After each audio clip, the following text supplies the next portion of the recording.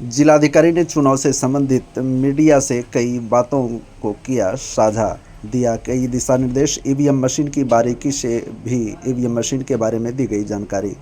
भागलपुर में लोकसभा आम निर्वाचन को स्वतंत्र, निष्पक्ष और शांतिपूर्ण एवं भयमुक्त वातावरण में संपन्न कराने को लेकर लोकसभा निर्वाचन क्षेत्र के समान प्रेक्षक अमित तलवार, व्यय पर्यवेक्षक अमित डी, मल्लिनाथपुर नंददुलाल दास, पुलिस प्रेक्षक सुनील कुमार सिंह के साथ जिला निर्वाचन पदाधिकारी सह जिलाधिकारी डॉक्टर नवल किशोर चौधरी ने वरीय पुलिस अधीक्षक श्री आनंद कुमार की उपस्थिति में सभी अभ्यर्थियों के साथ निर्वाचन से संबंधित महत्वपूर्ण जानकारी देने को लेकर समीक्षा भवन में एक बैठक की।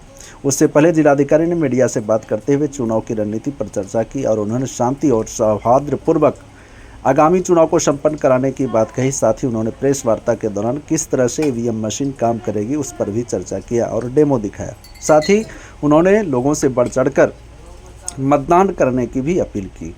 बैठक में उन्होंने बताया कि भागलपुर में जो ईवीएम है वह अत्याधुनिक M3 मॉडल का है। उन्होंने ईवीएम के सभी पार्ट के संबंध में भी बारीकी से जानकारियाँ दी। वहीं राजनीतिक दलों को भी अवगत कराया एवं इसके फंक्शन को भी बताया। उन्होंने कहा कि मतदान केंद्र पर पीठासीन पदाधिकारी को धारा 144 लगाने का अधिकार है। उन्होंने P1, P2, P3 के कार्यों से भी सभी को अवगत कराया और कहा कि निर्वाचन के दौरान सभी व्यक्ति भारत निर्वाचन आयोग के अधीन है और आदर्श आचार संहिता लागू है। इस पर विशेष ध्यान देने की जरूरत है।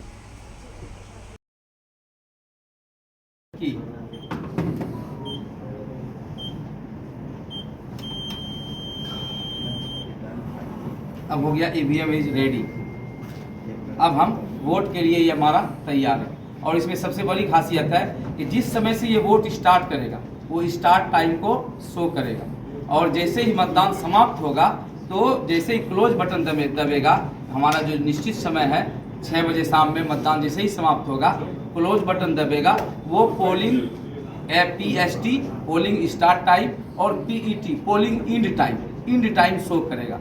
और जब भी मशीन खुलेगा तो वो दिखाएगा कि इस डेट को इतने बजे मशीन खुला था, इतने बजे तक ये इसमें मत रिकॉर्ड हुआ और इतने बजे इसका काम समाप्त हो गया। इतने बजे से ये इसका पोलिंग स्टार्ट टाइम और पोलिंग इंड टाइम दोनों टाइम कंटिन्यू शो करता रहेगा इसका।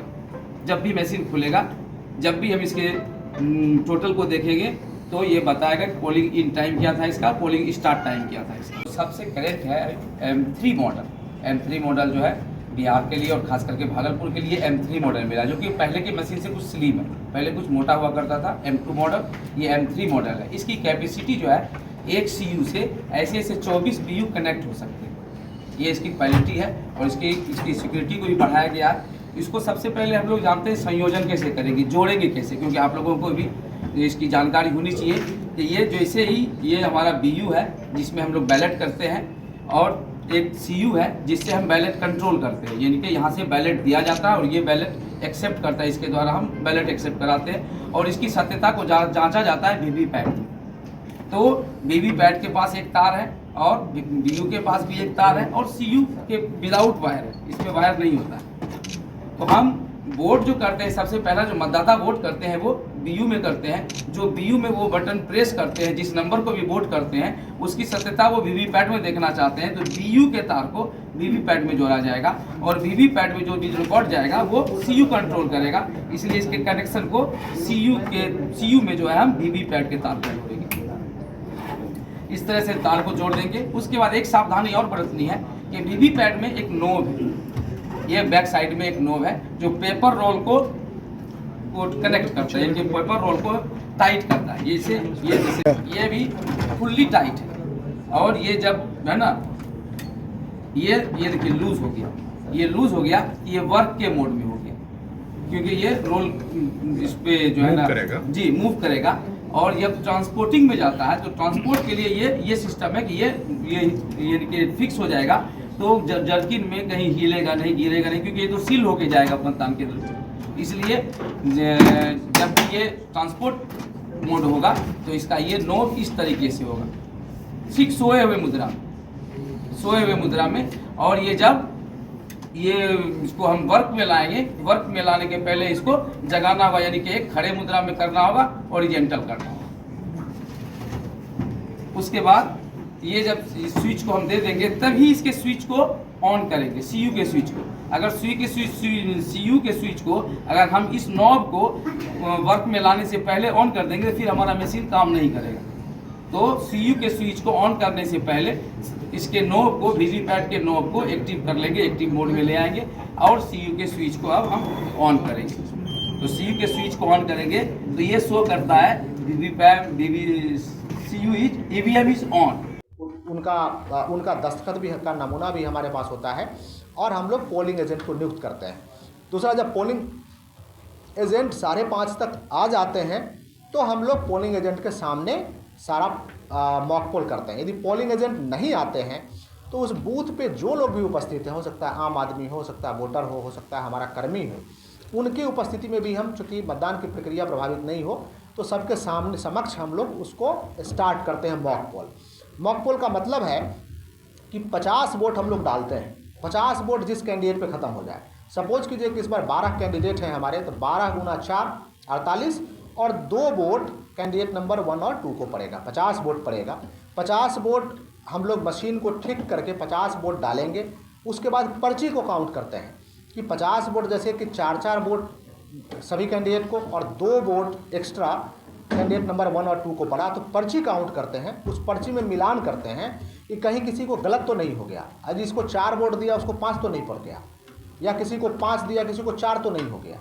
तो ये इसको हम लोग काउंट करते हैं। फिर उस सभी पर्ची को सुरक्षित करके हम लोग एक लिफाफा में बंद करते हैं और एक डब्बा में सील कर देते हैं। हमारे प्रिजाइडिंग सील कर देंगे। इसके बाद हमारा मशीन जब बिल्कुल सही सारा सिस्टम रहेगा, मशीन हमारा काम करने के लिए तैयार रहेगा। जैसे सुबह का 7 बजेगा, उस 7 बजे से पहले पहचान वगैरह की प्रक्रिया लोग शुरू कर लेते हैं, लेकिन 7 बजे से हम मतदान शुरू कर देंगे। यानी व्यक्ति पहला आया P1 के पास, जो पोलिंग एजेंट हमारा 1 है, उनके पास व्यक्ति आएगा। वो पहचान सुनिश्चित करेगा उनका कि आदमी की पहचान क्या है, और उसके बाद उनका पर्ची देखेगा। अपने वोटर रोल में वो मार्क करेंगे कि ठीक है, मैच कर रहा है। फिर अगली जगह पे जाएंगे, उनको निशान लगाएंगे और उनका कुछ कार्ड नंबर भी नोट करते हैं। कार्ड नंबर, पहचान पत्र का कार्ड नंबर क्या है, जैसे वोटर ID कार्ड है या आधार कार्ड है, आपका ड्राइविंग लाइसेंस है, पासपोर्ट है, कोई ऐसा मतदाता पहचान पत्र, कोई ऐसा पहचान पत्र जो इलेक्शन कमीशन के द्वारा अप्रूव्ड है, जो 14 प्रकार के हैं, वो उसका नंबर लिखते हैं। इसके बाद वो आपको रेफ़र कर देंगे थर्ड के पास रेफ़र करेंगे। वो आपको इंक लगा करके रेफ़र कर दिए थर्ड के पास। वो आपको बैलेट देंगे और इसके बाद आप चले जाइए बूथ पे, अंदर में चले जाइए। वहाँ पे हमारा बैलेट VU मशीन जो है, बैलेट यूनिट है VU रखा हुआ है, और उसी के बगल में VVPAT मशीन रखा रहता है। हम लोग VVPAT मशीन को अंधेरे में रखते हैं। क्यों? क्योंकि उससे जब वोट डालेंगे आप, तो उससे पर्ची निकलेगी, उससे रोशनी भी होती है। दूसरा कि अधिक रोशनी में रख देंगे तो वो मशीन हीट सेंसिटिव और लाइट सेंसिटिव है, काम नहीं करता है। तो हीट सेंसिटिव है तो उसको सनलाइट में नहीं रखते हैं हम लोग, या थोड़ा सा ओझल करके रखते हैं, और ऐसे भी इसमें से लाइट आता है। जो व्यक्ति जो वोट डालेगा, जनरली जितने नंबर बटन प्रेस करेगा वही पर्ची वहाँ से निकलती है। उसको हम लोग मॉक पोल में ही वेरीफाई कर लेते हैं कि मशीन हमारा ठीक है। और इस प्रकार से एक व्यक्ति वोट करते हैं तो जनरली 7 सेकेंड तक एक, जैसे वोट करेंगे तो बिप साउंड होगा, बिप बजेगा और 7 सेकेंड में वो पर्ची जो है नीचे गिरेगी और फिर वो मतदाता फ्री है। उसके बाद वो बाहर निकल सकते हैं। फिर दूसरे मतदाता का नंबर है, जब वो बाहर निकल जाएंगे तो दूसरे मतदाता प्रवेश करके वोट करेंगे। अब 2 संभावनाएं होती है। कई बार मॉक पोल में मशीन कोई ख़राब हो गया तो उसके लिए हमारे पास पर्याप्त संख्या में मशीन है, हमारे सेक्टर हैं। पहले तो कनेक्शंस ठीक करके हम लोग दुरुस्त करते हैं, नहीं दिक्कत होती है तो मशीन रिप्लेसमेंट की भी पर्याप्त सुविधा है। एक है कि अगला जब वोटिंग स्टार्ट हो गया उस समय भी कोई दिक्कत होती है तो उसके लिए भी हमारे पास एक्स्ट्रा मशीन है, कहीं कोई दिक्कत नहीं है। अब रही बात कि इसमें कोई कनेक्शन एरर हो या कम्युनिकेशन कोई एरर होता है, उसको भी दुरुस्त करने के लिए हमारी टेक्निकल टीम रहेगी।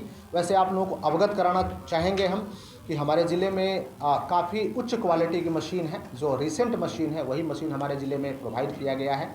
और इसको हम लोगों ने FLC फर्स्ट लेवल जो चेकिंग होता है काफ़ी अच्छे तरीके से दुरुस्त कर लिया है, तो कहीं कोई दिक्कत नहीं होनी चाहिए।